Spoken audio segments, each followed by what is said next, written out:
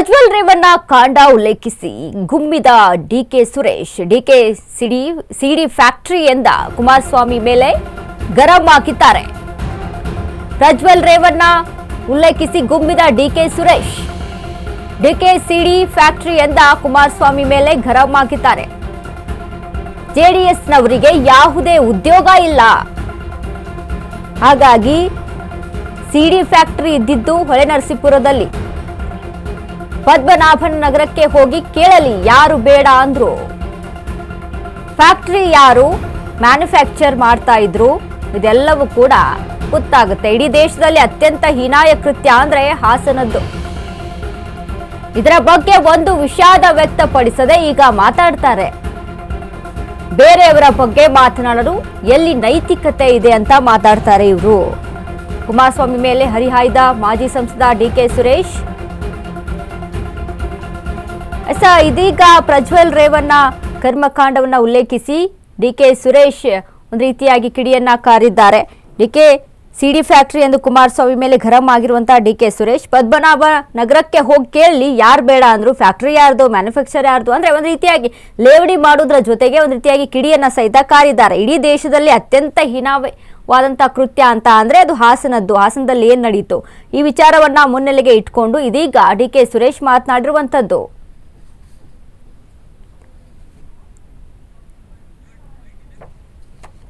ದೇಶದಲ್ಲಿ ಜೆಡಿಎಸ್ ಅವರಿಗೆ ಕೆಲಸ ಇಲ್ಲ, ಉದ್ಯೋಗ ಇಲ್ಲ.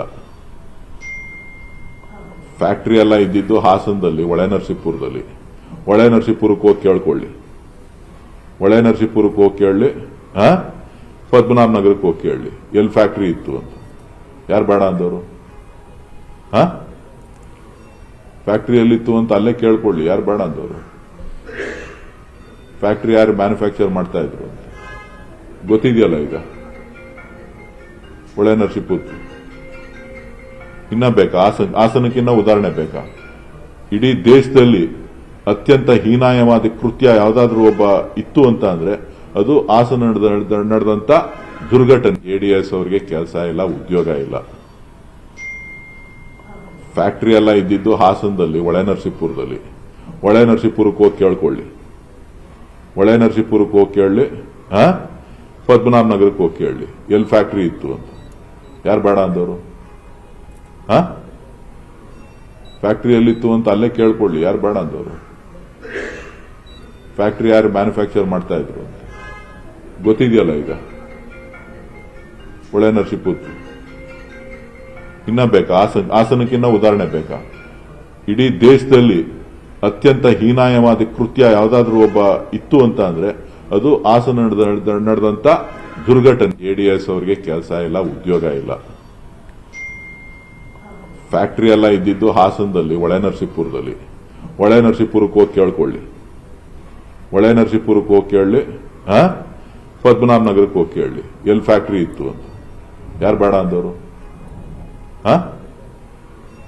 ಫ್ಯಾಕ್ಟರಿ ಎಲ್ಲಿತ್ತು ಅಂತ ಅಲ್ಲೇ ಕೇಳ್ಕೊಳ್ಳಿ, ಯಾರು ಬೇಡ ಅಂದವರು?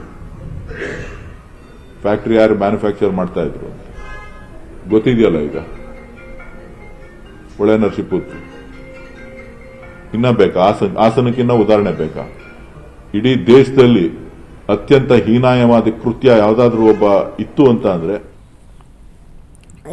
ಇದೀಗ ಕುಮಾರಸ್ವಾಮಿ ಅವರು ಒಂದು ಟ್ವೀಟ್ ಅನ್ನ ಸಹಿತ ಮಾಡಿರ್ತಾರೆ. ಒಂದಿಷ್ಟು ವಿಷಯಗಳನ್ನ ಪ್ರಸ್ತಾಪಿಸಿ ಜೆಡಿಎಸ್ ಇಂದ ಒಂದು ರೀತಿಯಾಗಿ ಈ ರೀತಿಯಾಗಿ ಆರೋಪಗಳು ಬಂದಿರ್ತವೆ. ಅಂದ್ರೆ ಈ ಒಂದು ಟೆಂಟ್ ಅಲ್ಲಿ ನೀಲಿ ಸಿನಿಮಾ ತೋರಿಸ್ತವ್ರು ಯಾರು, ಈ ರೀತಿಯಾಗಿ ದೀನದಲಿತರ ಮೇಲೆ ಅಲ್ಲಿ ದಬ್ಬಾಳಿಕೆ ಮಾಡಿದವ್ರು ಯಾರು, ಅವರ ಎಸ್ಟೇಟ್ ಅನ್ನ ಅಲ್ಲಿ ಕಬಳಿಸಿಕೊಂಡವ್ರು ಯಾರು, ಅವರ ಸೈಟ್ ಅನ್ನ ಅಲ್ಲಿ ಕಬಳಿಸಿಕೊಂಡವ್ರು ಯಾರು, ಈ ರೀತಿಯಾಗಿ ಒಂದಿಷ್ಟು ಆರೋಪಗಳನ್ನ ಮಾಡಿ ಜೆಡಿಎಸ್ ಒಂದು ಟ್ವೀಟ್ ಅನ್ನ ಮಾಡಿರುತ್ತೆ.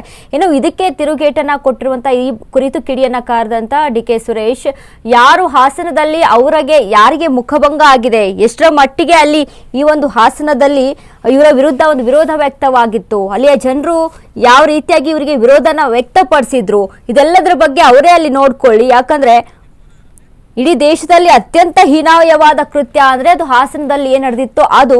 ಹೀಗಾಗಿ ಅದನ್ನೆಲ್ಲ ಮರೆತು ಮಾತಾಡ್ತಾರೆ ಅಂತ ಇದೀಗ ಕಿಡಿಕಾರಿದ್ದಾರೆ. ಈ ಬಗ್ಗೆ ಹೆಚ್ಚಿನ ಮಾಹಿತಿಯನ್ನ ಕೊಡ್ತಾರೆ ನಮ್ಮ ಪ್ರತಿನಿಧಿ ದೀಪಾ. ದೀಪಾ, ಈಗಾಗಲೇ ಏನು ಈ ಒಂದು ಜೆಡಿಎಸ್ ನಿಂದ ಒಂದು ಟ್ವೀಟ್ ಅನ್ನ ಸಹಿತ ಬಿಡಲಾಗುತ್ತೆ, ಅದಕ್ಕೆ ಈಗ ಪ್ರತಿಕ್ರಿಯೆ ಕೊಟ್ಟಂತ ಡಿಕೆ ಸುರೇಶ್ ಸಹಿತ ಏನೆಲ್ಲ ಅಪ್ಡೇಟ್ಸ್ ಇದೆ ದೀಪಾ ಈ ಬಗ್ಗೆ? ವನಿತಾ, ಇವತ್ತು ಏನು JDS ಮತ್ತೆ HDK ಇಬ್ರು ಕೂಡ ಸಾಮಾಜಿಕ ಜಾಲತಾಣದಲ್ಲಿ ಪೋಸ್ಟ್ ಒಂದನ್ನ ಹಂಚಿಕೊಂಡಿದ್ರು. ಅಂದ್ರೆ ತೀರಾ ಬ್ಲೂ ಫಿಲ್ಮ್ ಅನ್ನುವಂತಹ ವಿಚಾರವಾಗಿ ಒಂದಿಷ್ಟು ಟೀಕಿಸುವಂತಹ ಕೆಲಸವನ್ನು ಕೂಡ ಮಾಡಿದ್ರು. ಆದ್ರೆ ಇದೆಲ್ಲದಕ್ಕೂ ಕೂಡ ಇವತ್ತು ಅದಕ್ಕೆ ಸುರೇಶ್ ತಿರುಗೇಟನ್ನ ನೀಡಿದ್ದಾರೆ.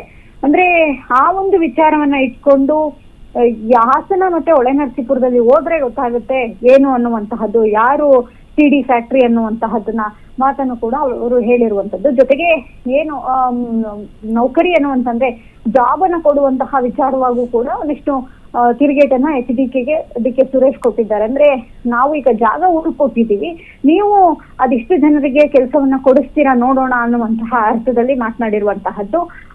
ಈ ಹಿಂದೆಯೂ ಕೂಡ ಅನೇಕ ಬಾರಿ ಈ ಒಂದು ವಿಚಾರವಾಗಿ, ಎಸ್ಪೆಷಲಿ ಈ ಪೋಸ್ಟ್ ವಾರ್ಗಳ ವಿಚಾರವಾಗಿ ದೊಡ್ಡ ಮಟ್ಟಿನ ಗದ್ದಲಗಳು ಕೂಡ ಶುರುವಾಗಿತ್ತು. ಎಲ್ಲೊಂದ್ ಕಡೆ ಮತ್ತೊಂದು ಗದ್ದಲಕ್ಕೆ ಇದು ಮುನ್ಸೂಚನೆ ಆಗ್ತಿದೆಯಾ ಅನ್ನುವಂತಹ ಅನುಮಾನ ಕೂಡ ಇದೆ. ವನಿತಾ, ಧನ್ಯವಾದಗಳು ದೀಪಾ ನಿಮ್ಮೆಲ್ಲ ಮಾಹಿತಿಗೆ.